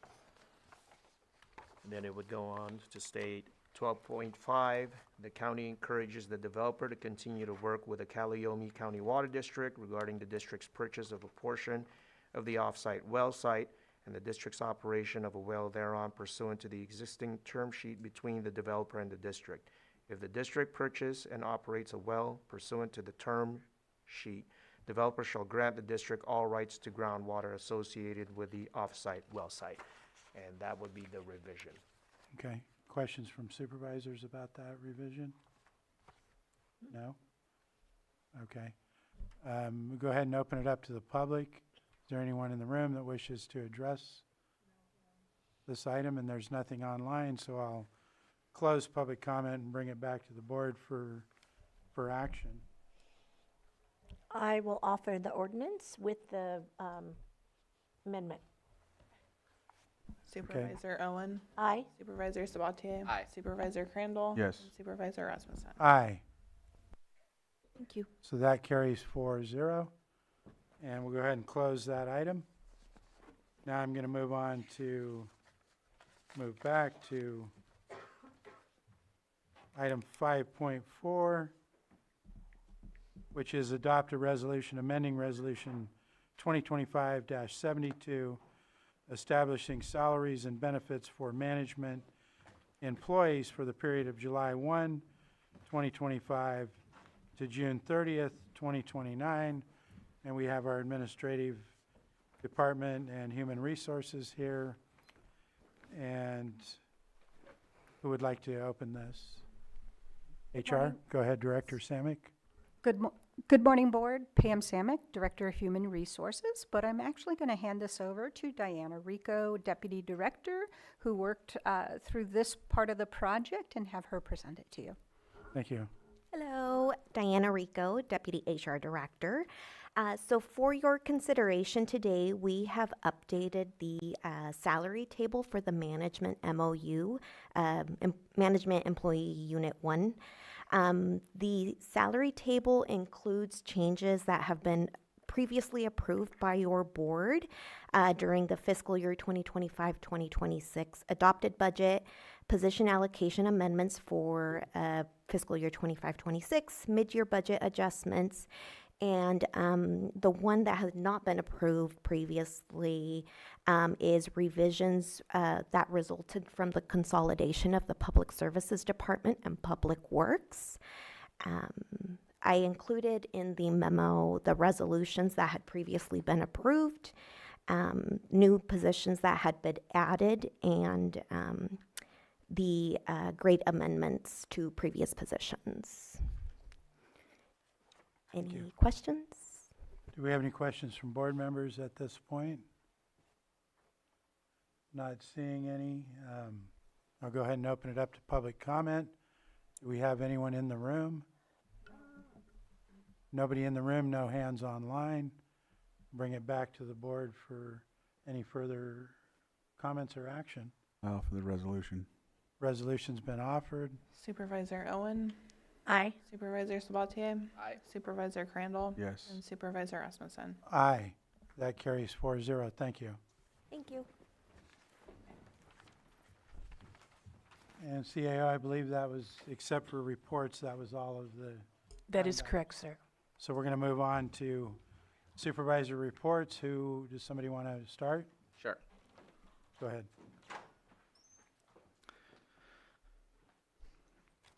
Tomorrow, we'll be meeting with Middle Creek. We have a firm that helps us with that project, and I apologize, wrong comment. Middle Creek, and talking with our, hopefully with our congressional folks, as well as the Army Corps, and just trying to re-engage and get that back on track. Then not much else left for Wednesday. On Thursday, I'm going to be leaving early in the morning. There is a proclamation being made at Sacramento for counties and the County Association, CSAC. And so I will be joining my fellow supervisors from around the state on the Senate floor and going to the state capitol with that. And so we'll see how that works out. And then I'll be coming in later on for the swearing in of Jacqueline Snyder in the courthouse. And just end of the month, very light. It means I get to catch up on my clerical work and some of the work that people have waiting for us to accomplish. So looking forward to meeting with my colleague, Supervisor Crandall, so we can get more progress done and bring things back to the board. All right. Okay. Supervisor on. Well, this week I have a pretty short calendar as far as meetings go. I have many irons in the fire, however. So I'm going to be working on a number of projects that have been on my agenda and getting back with those as well as some future projects. Okay. Supervisor Crandall? All right, same meeting tomorrow, Middle Creek Restoration, with Supervisor Sabatier. Then then I think I have a staff meeting with Behavioral Health. And then the Super MAC will be taking place over at the Lucerne Alpine Senior Center. All three of my municipal advisory committees have two representatives from each group. They're going to be meeting on a numerous amount of different issues. I think Thomas Aceves alluded to it today at the public input, so that's going to be taking place again Thursday, Friday. I'm going to look forward to those days I know that Supervisor Sabatier will be out on Thursday, but at least I think the others, we have a couple things that we're working on. I think we'll be able to touch base on and get some things moving forward. And then CAO meeting on Monday, and then back here on Tuesday. Thank you. And let's see, last week and then this week again, I'm involved in some CRV, some buyback recycling work with Supervisor Sabatier with the state of California regarding the recycling here in Lake County. I had a first 5 meeting last week, also North Coast EMS meeting last week. Attended the National Crime Victims Barbecue at Victim Witness. On Saturday, I went to the State of the Land Trust to hear about what they're doing over the course of the next year. Completed hitch surveys. I do plan to attend the Super MAC over in the North Shore to see what's going on there. Supervisor Sabatier and I and the CAO also are going to be having a meeting this week with the cities regarding America 250, see what we might be able to do. I intend to go to the Missing and Murdered Indigenous People event in Library, or I'm sorry, Hobotton Park on Friday, May 1st. Adding that to my list. Yes. Thank you. Thank you. Noon to 5, I believe. Okay. Then I plan to attend the First Friday Art Fling in Lakeport. I'll be at the America 250 at that ranch on Saturday the 2nd. They have an event. And then I'll be participating in the Simple Gesture over the weekend, and also another benefit event for United Christian Parish. And that completes my calendar. Supervisor Sabatier wants to add something. Can I add something? Yeah. So I've been doing the hitch report on Burns Valley Creek, and it has been a very disappointing creek to witness because there has been absolutely not just no hitch, but no fish whatsoever. I even asked Water Resources if I was getting punked. But I saw many tiny little fish. I'm hoping they're hitch. So I took some good pictures, finally saw some action on the creek, and it was exciting, and I just felt the need to share. I'll go to Water Resources today and see if they can help me figure out what pictures I took and what fish we're looking at. Yeah, I appreciate you bringing that up. That's regardless of whether we're seeing hitch every week. I haven't seen a hitch since week 1. We're in 8 weeks. I saw a hitch week 1, but it's been a different kind of a year. So appreciate you bringing that up and helping out. I believe that concludes our reports, and we're going to go ahead and move into our closed session, and I'm going to read these items off. 8.1, we have public employee appointment pursuant to Government Code Section 54957B1, interviews for Public Works Director, and then appointment of Public Works Director. We have item 8.2, which is conference with labor negotiator. That's a conference with labor negotiator A, Chief Negotiator Susan Parker, with county negotiators Jay Salone, Stephen Carter, Casey Moreno, Pam Samick, and Diana Rico, and employee organization Deputy County Council Association. 8.3, we have a conference with legal counsel, significant exposure to litigation, pursuant to Government Code Section 54956.9 D2 and E1, with 6 potential cases. Then we have item 8.4, which is a conference with legal counsel, existing litigation pursuant to Government Code Section 54.956.9D1 in RE National Prescription Opiate Litigation, MDL number 2804, case number 17-MD-2804. Then we'll have item 8.5, which is a conference with legal counsel, existing litigation pursuant to Government Code Section 54.956.9D1. That's FERC proceeding number P77, Potter Valley Hydroelectric Project. And that is all of our closed session items. Do we have anybody in the public that wishes to comment on any of those titles? Or anybody online? None in either location, so we'll go ahead and close the open session of the meeting and move into closed session at 11:20 a.m. It's going to be a partial